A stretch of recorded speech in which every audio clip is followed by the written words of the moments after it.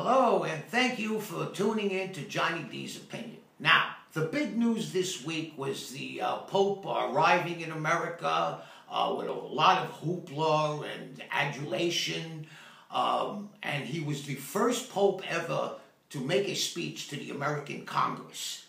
Now, I was raised as a Catholic, and I graduated from Catholic school. And it was a very good education. From the 1st to the 8th grade, the reading, writing, arithmetic is very important. I got along well. I was never abused. I might have gotten a few whacks from the nuns along the way, but I'm very grateful for the education that I received then. It was free if you lived in the parish, and compared to my friends that went to public school, I was far ahead of them as far as the basic reading, writing, and arithmetic. Now, I'm not religious anymore. I'm not a devout Catholic anymore, but I am a believer. And I am a believer in something called intelligent design, all right? Now, I'm going to get more into that in later episodes. Now, in my experience, I have never seen a pope receive the respect and the adulation and the hoopla that this pope has received. The liberal media and press and everything have been bending over backwards for him. Now, I'm a little suspicious that the liberal media likes him so much because, in my experience, they've always put down the Pope. They've always put down Catholicism. The talk shows, they ridiculed it over and over again. The Pope made all sorts of accusations and everything, but not this time around. Now, it could be that this Pope has made certain comments along the way that maybe, I don't know, borderline heresy. So I was very suspicious of his speech, that it would be some kind of liberal propaganda. Unfortunately, after listening to this speech, I must say that my suspicions have been correct. This speech must have been written by Obama and his associates because it was basically a platform for liberals. And here's why. Okay, a common theme for this Pope has been anti-capitalism. He continually talks about that the rich have accumulated too much wealth that they should share with the poor.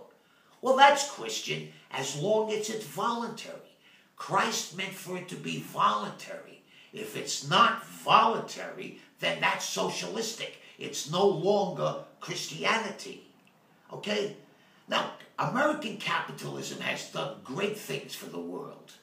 Up until a couple of 100 years ago, technology hadn't advanced for over 1,000 years. People still went across the ocean by hanging their sheets up. It was because of American capitalism that the steam engine, electricity, the light bulb, cars, trains, everything originated in America. Is that